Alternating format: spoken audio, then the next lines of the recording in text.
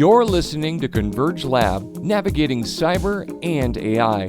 Clear insight and real-world context for business leaders navigating cyber and AI risk.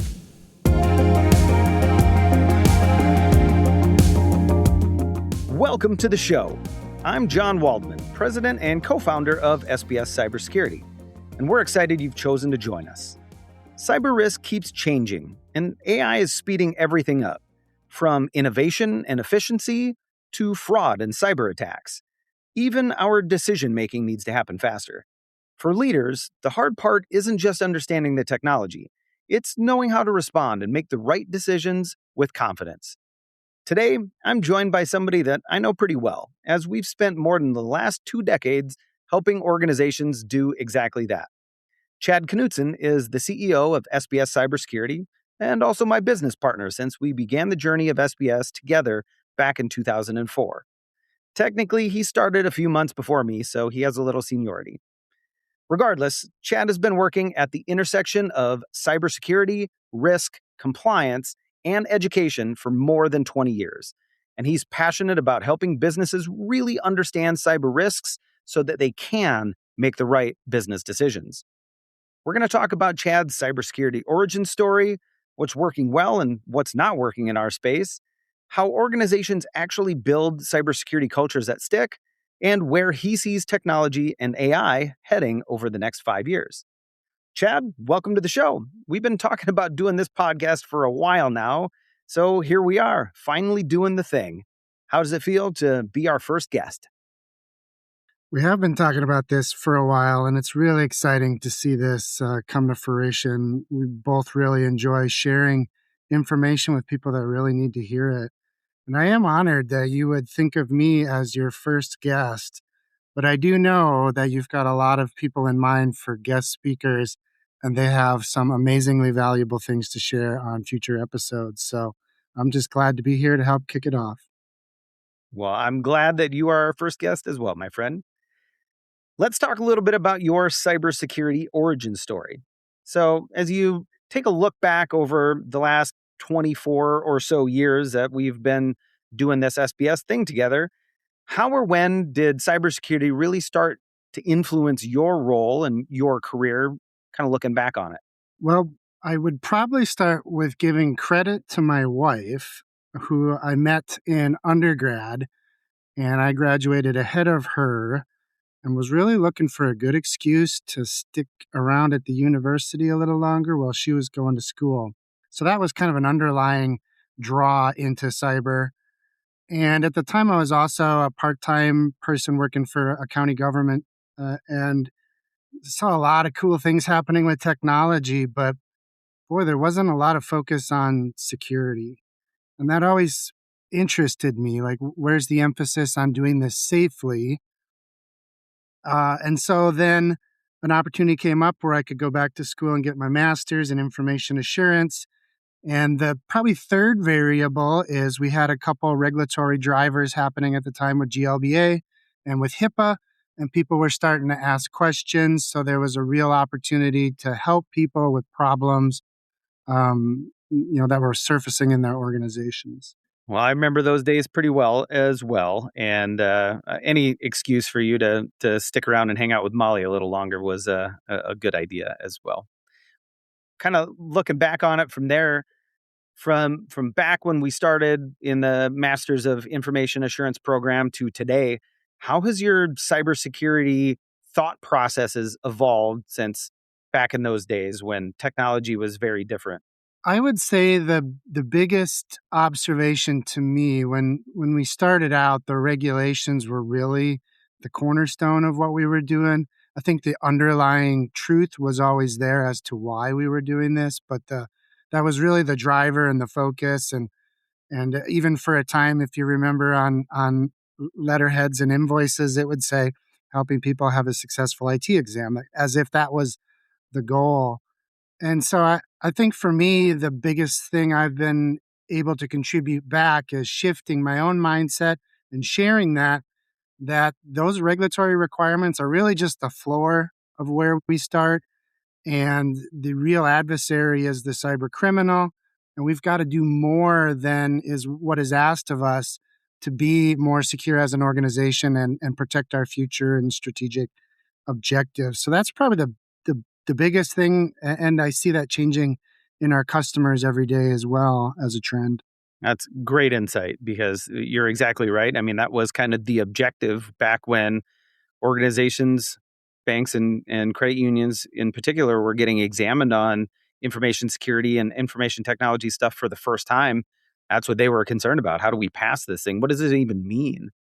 So that's a good segue there, too, because it has definitely changed over the years. And kind of when you look at how regulated industries are managing cyber risk now, especially financial institutions, where applicable, because that's, where a lot of the regulation has really centered on over the last 20 some years. What do you see as working well for these organizations?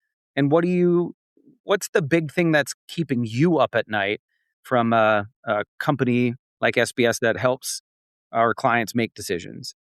I'll work those backwards because I think the opportunity that exists for a lot of businesses today is, as you know, cybercrime and what we're doing, the difference, the delta between these has grown a little bit, it feels, each year, where those adversaries are just nudging ahead. We see more fraud numbers each year, but kind of the rate at which that's changing needs to increase. So we have to do more, and we have to, be more aggressive in our individual growth as an organization to keep up with that change. And I double down on that to then say the part that I lose the most sleep over is then applying that in our third party relationships, where most businesses do depend on a third party for a lot of the core functionality of the organization. And are they taking it as seriously as I am? And will the episode center of a data breach originate there instead of me? And what control do I have over that? That's the part that there's a lot to be solved there yet in our vendor relationships, because I can't go change it for them. I mean, I have control over my own organization. It's much different dynamic in that sense. So those are the kind of the aspects I worry about. The things that would be proud of is really the kind of that change I mentioned, even in my own perspective from starting out to today, where I view security, but bringing this to the organization as a cultural importance. We got a long ways to go, I think, there, but you're seeing it in working with different customers, how they're believing in this as a true business objective. It's viewed as someone's responsibility, not just in the position, but in every employee. So just the progress that they've made in applying this culturally in their organizations, I think, is the only way we win long term. Is fully integrating this as something who we are as an organization. Absolutely. Great insights. And that really, delves into some of the key messages that I know both you and I have talked about with our clients over the years about most of the companies that we work with are technology companies at their heart, meaning that if their technology goes away, then they don't do business. And treating cybersecurity and those decisions as one of those critical business functions, as you were mentioning, goes a long way. And I'm encouraged there as well. Well, and speaking of growth over the years, we have also been preaching about cybersecurity culture across the whole of the organization, and not just as a one-time thing, but as a continuous conversation for many years. And also knowing that any type of culture, whether it's good organizational culture or cybersecurity culture, doesn't live in a specific department, doesn't come down from the top as an edict. It has to live everywhere in an organization. So, from your perspective, what do you feel like it takes to actually build a strong culture of cybersecurity? And even more importantly, how do you know when it's working? Good questions. So culture, I mean, by definition, is a set of shared beliefs. So how do I both communicate beliefs to the team, and then understand what their concerns are and their beliefs so we can bring together people with that visionary items that you list as your cultural initiatives. So I think we need to be more transparent with people. Like, here's why I want you to have a stronger password, or here's why we do two-factor authentication, and hear from them the reasons that are important for them to do their job successfully. Because in the past, a lot of cybersecurity controls and initiatives were usually barriers to doing business for a lot of our employees in these businesses. And so I think we have more honest conversations as to what we're trying to achieve and hearing their concerns. I think making it part of our regular workflow. I mean, this isn't a once a year get them together for training. This is something we talk about on every manager's meeting or on my one-on-ones with my employees.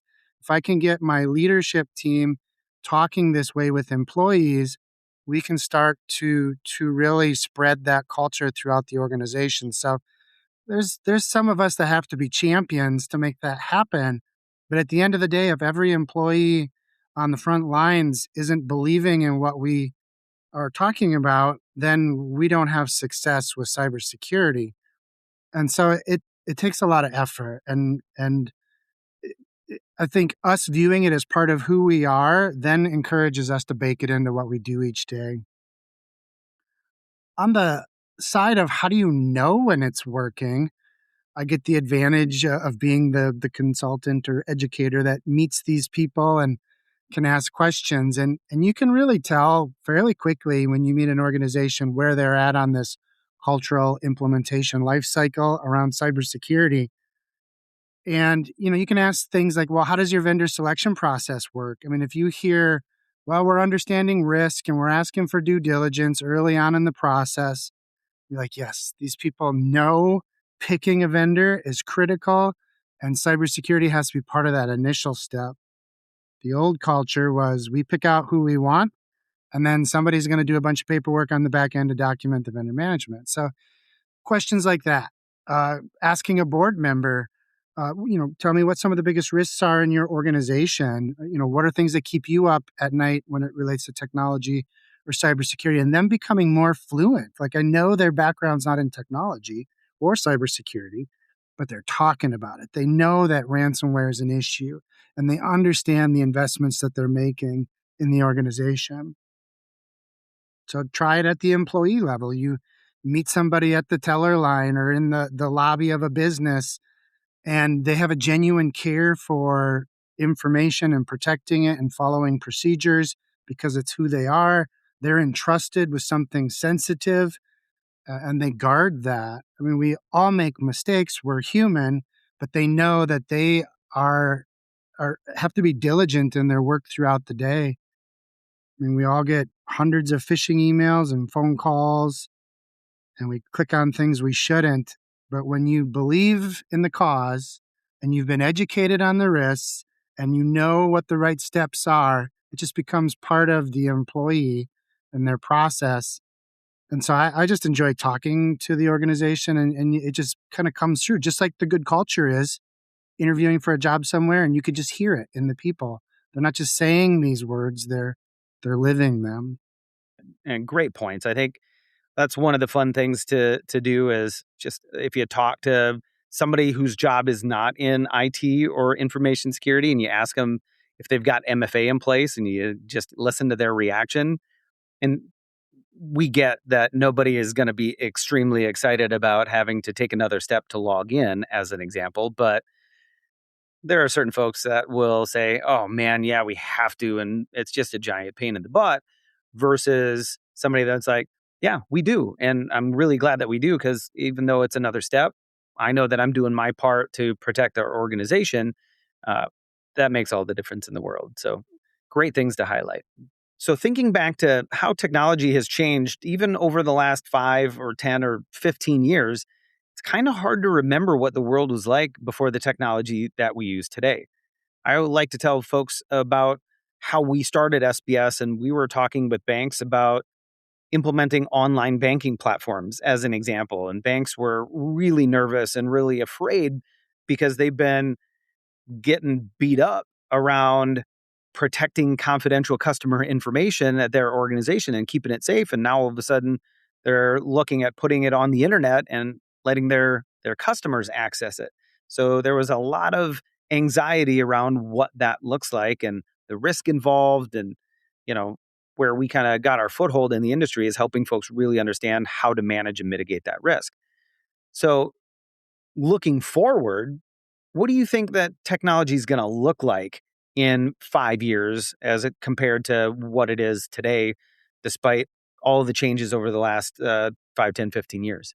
Boy, if I get all these answers right, life's going to treat me pretty good if I can predict that. The just hearing your story about where we started helping people, things changed so slowly back then. I mean, you could go from year to year and ask the same question about a technology. Are you adopting it? And change was so slow.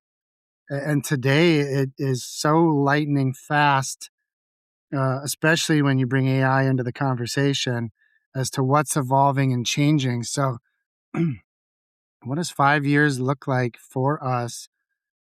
You know, I think on the cybersecurity side, we will benefit from a lot of the AI advancements with our defenses. We'll be able to detect things and automate responses way better than we can today. We can identify vulnerabilities and fix them like no tomorrow. So I think it's going to create a lot of new technologies beyond what we know today. I think the world of software will change. We've relied on third parties to build so much for us, and to do your own creation has been hard. And with AI, I'm creating chess games with my 10-year-old because he wants to customize the rules. So we can just do fun things like that weren't humanly possible unless you learn to code something. So I think we can solve some of these problems that we face today. Like getting one system to talk to another system has been problematic forever. And we got data that lives here and data that lives there. We'll be able to join that data together faster. I get we have APIs today, but that's a great marketing story once you buy it and then you learn how complicated it is to build all the interfaces for the API. Got to hire a developer, some complexity there. So now things that integrate with other things more seamlessly, and I can prompt it to do the integration. It builds the connections, MCP servers and data lakes and all these things that we're hearing about the potential will just become normal life for us. And so to really kind of understand all the information I have across my organization, my customers, my opportunities, we'll just have taken so many barriers away to doing business. So that creates a lot of opportunities for our competitors in any of our industries. So it'll just be kind of a sort of a technology arms race, if you will, to try to become more efficient and better at doing the business that we do. Agreed. And, we've seen a lot of really cool things be developed even here at SBS by folks that are leveraging technologies like that it would take us months or even years to build previously, because we didn't have that level of experience, or because we would need to go through a vendor to do that. So I think those are some really great examples. And I agree with you that the industry is just diving much further into the ability to create faster, and organizations that leverage that are going to be well positioned. All right. So speaking of AI creating stuff, what's something that you're really excited that AI is doing, or what's a problem that you can't wait for AI to solve for you? I was on a panel the other day and someone asked, what would be the first thing to break in your organization if AI disappeared? I thought, oh, what a great question. I would break. Like that was my answer, because AI has become such an integral part of the way I work as a professional. It is my thought partner in solving this problem and that problem, and so the ideas that I have, or the issues that we have, or the solutions we need, I've got somebody to work that through with me to build a better spot before we sit down as an executive team and work on stuff. So I think I would break.